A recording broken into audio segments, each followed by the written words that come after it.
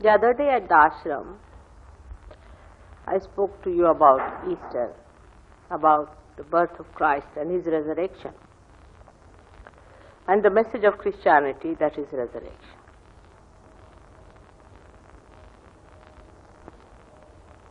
An egg is a very significant thing, and it is written in one of the ancient scriptures in India why Easter should be celebrated with an egg. It's most surprising. It's very clear there if one can see how Christ is symbolized as an egg. Now, what is an egg? In Sanskrit language, a Brahmin is called as Dvijaha. Dvihi Jayati means the one who is born twice. And a bird is also called, any bird is called as a Dvijaha, means twice born. Because first the bird is born as an egg and then reborn as a bird. In the same way, a human being is born as an egg and then is born as a realized soul. Now see how significant it is that both are called by the same name. No other animal is called as Dvija unless and until it has an egg form first and then it comes out as another thing. For example, no mammals, none of the mammals are called as Dvija except for human beings. It is remarkable in the zoology, if you read, that mammals do not lay their eggs. They give birth directly to their children. And we are also mammals. But despite that, human beings are called as Dvijaha, just like birds. So that means human beings, when they are born, are eggs, or they become eggs.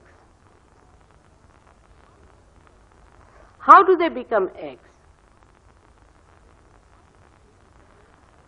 Is the way our ego and superego develop within us. Now you all being only Sahajogis, I think you understand what I am saying. When the ego and superego, what's this supposed to be? When the ego and superego, there's no chart, is it?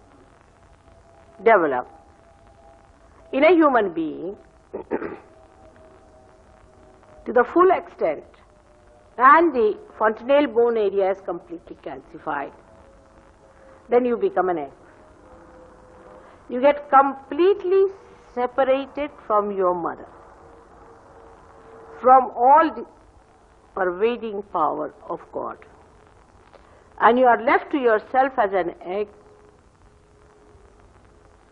till you mature within yourself inside the shell of the egg in your freedom to a point where you are ready for hatching. The mother bird has to pierce in the head of the egg and you come out as birds. You are already there inside, developed. And then you fly out into the space of all-pervading power of divine love. So how significant is Easter and why Christ? He came on this earth because he had learned the idea, he had practiced the idea, or we can say that he was an expert on this, that he could himself surpass that hurdle by which he becomes Vadija. But he was that already. But how are you to believe that you can be Dvijas? You can be reborn. It was said by every religion, by every prophet, that you are to be born again. Unless and until you are reborn, that means baptism, not this kind of baptism, but the real one. Unless and until this shell is broken on your fontanelle area, you cannot become the Dvija. It is written in all the scriptures, said by all the prophets. Somebody had to show you that this can be done. He being the divine power itself, the Pranava, he being the Brahma itself. His rebirth was resurrection, bodily resurrection. While yours is a resurrection which is in your consciousness.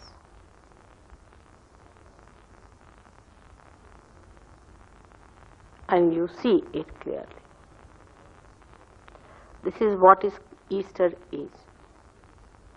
Now we have to face in Sahaja Yoga ourselves in a full way. Christ was too great, but he came on this earth like an ordinary human being, went through all the pains and pangs of life, overcome the hurdle and became the eternal life. He was eternal life and he became eternal life and he is eternal life. But to show you that you have to also become eternal life, your consciousness must reside in that eternal life.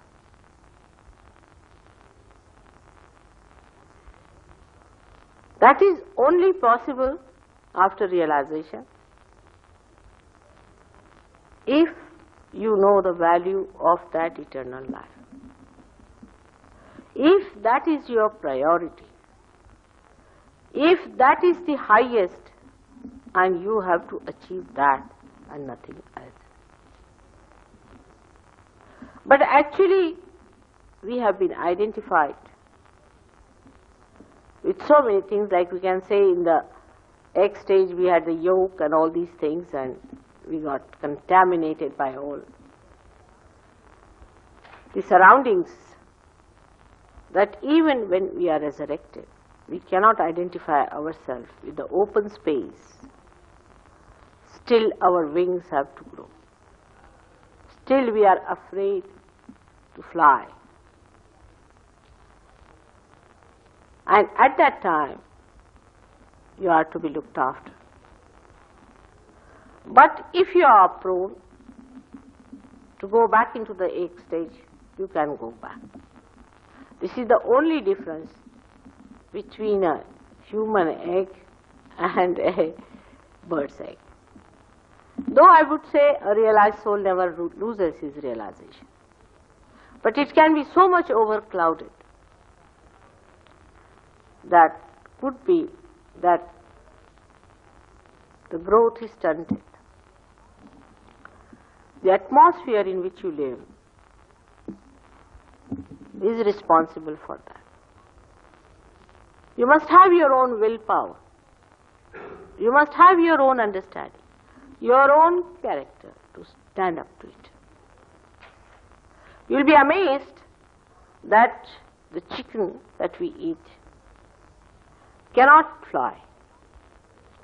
But if you want to see them in the forest, you will be surprised. They are one of the fastest moving birds.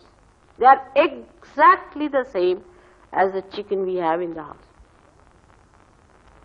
No difference. If you put both of them together, you will find they are just the same. In the color, in their weight, in their appearances, in the way they walk, everything.